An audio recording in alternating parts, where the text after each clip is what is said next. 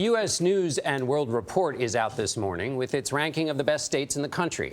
Iowa comes out on top of this year's list, followed by Minnesota and Utah. The report ranked Mississippi 49th and Louisiana last.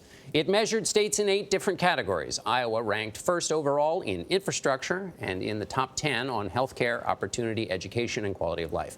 Iowa's Republican Governor Kim Reynolds joined fellow governors yesterday at the White House. This morning, she's with us at the table, along with U.S. News and World Report editor and chief content officer Brian Kelly. Good morning to both of you. Good morning. Governor, before we get to the rankings, you said, quote, the federal government has to play a role in deciding firearm restrictions. What kind of role should the federal government play? Well, you know, yesterday we had the opportunity to meet with the president through the National Governors Association. So governors of both parties had the opportunity to sit down and listen to some of the president's ideas.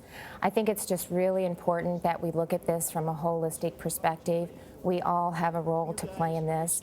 I'm a mother. I'm a grandmother of 9. My daughter is a teacher. So we've had some pretty heart-to-heart conversations about what they're doing in their school. We need to strengthen the laws that are on the books. We need to do a better job with background checks. We need to make sure that we're doing everything we can to keep firearms out of the hands of people that shouldn't have them, whether they have mental illness or domestic abuse. And with a daughter as a teacher, do you think it's a good idea to arm teachers? Well, you know, I think we need to look at everything. I think that needs to be very thoughtful. I think it needs to be a local decision. I don't think that that's something that should be mandated from the federal level. I think they have a role to play. Would you want your daughter armed with a gun if she wanted to? Well, if they're trained and if they have the proper vetting and they're are capable of doing that, that's a decision that Jessica needs to make. You know, so I think that it's important. There are states that are doing that. There are states that have said, governors that said, I've talked to our educators and our administrators, they're not interested in doing that. So, but we can't, I think it's so important that we just not focus on single issues. We just can't. We need to look for ways to secure our schools, single point of entrance. We need to make sure that we have mental health counselors in our schools. We need to make sure that, you know, we have possibly a law enforcement security guard in each one of the schools. We need to look at mental health. We've got a significant comprehensive mental health bill that we've been working on in the state of Iowa that should hopefully go to the floor of the House this week to make sure that we have access and that we're identifying needs sooner rather than later. So there's a whole host of things that I think we need to be looking at. Well, Governor, it's great to meet you. We love the state of Iowa. Yeah. Certainly, I love the state of Iowa. Or I love the state of Iowa. Of course you do. And Brian, it's so interesting to hear, since you always rank the states, and last year Iowa was 6th, and now it's 1st. What's Iowa doing right? Governor Reynolds, been on the job 9 months. It's pretty impressive. Yeah. Well, there has been some good continuity there, certainly, in the administrations.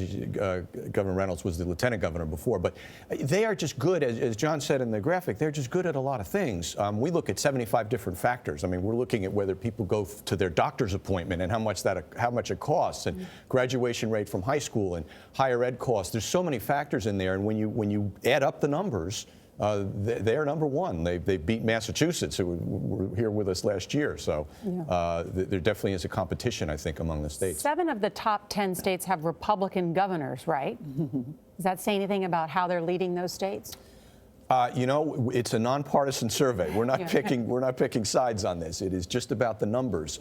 There is probably some lessons to be learned there.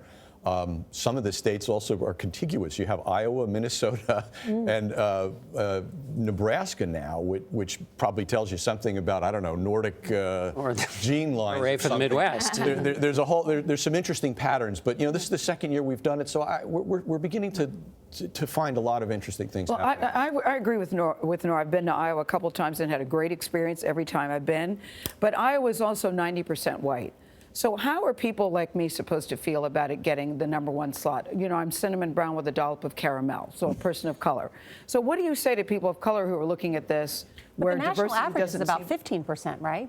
Of the what? country. Yes. Yeah, 15%. Yes. Black. Yes. Yeah. Well, Iowa's a pretty diverse state in a number of regards. I mean, I think the governor can speak to this. It's not a farm state. You know, manufacturing is right. the primary, economy. It's a very interesting, developing, evolving state. There's a large Hispanic population there, and so I think, you know, Governor. Well, I think we are a very diverse state and very welcoming state. First of all, I just want to say thank you. First of all, it's what an honor to recognize Iowans that are making a difference in communities every single day all across our state. And Iowa truly is a place where if you work hard, dream big, anything is possible. And I'm honestly a product of that. I grew up in a small town in Iowa, a town of about 500 people. Kevin and I, when we were raising our 3 daughters, to make ends meet, I checked at a grocery store during the weekends and on nights. And even with all of that, I'm sitting here today as the governor of the state of Iowa, and I think it's reflective of the opportunities that exist within our state. Yeah, Kevin is her husband who's in the room. Yep, my husband, yep. So, but not everything is rosy in life. So what is the biggest challenge for you as a governor right now that you're trying to tackle? Well, and I think this is consistent across the state. We have an economy that's growing. We have a great business environment. And as I talk to job creators, they're looking for people with skills. And so I'm working with Iowans every single day. First of all, kids in high school to make sure that they know there's many opportunities, different career pathways to great opportunities in the state of Iowa, but working with adult learners too, to help get them skills so that they can have a great job and have a great quality of life. And so that is a #1 focus. I think if if we have a talent pipeline ready to meet the needs and we're providing opportunities for Iowans in our state to really have a great quality of life, that's how we're going to continue to succeed and stay on top.